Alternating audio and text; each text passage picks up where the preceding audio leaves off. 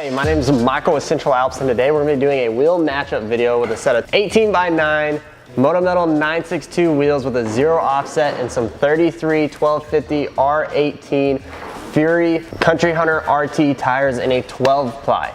Now these Moto Metal 962 wheels, this is a gloss black with a milled window finish. They're also offered in a satin black, a chrome, and a PVD center with a gloss black lip, meaning a chrome spokes with a gloss black lip. Even this 20x9 with a 0mm offset has a small 3-inch-ish lip, 4-inch lip. So if you're looking for something with a lip but not crazy offset, this is the wheel for you.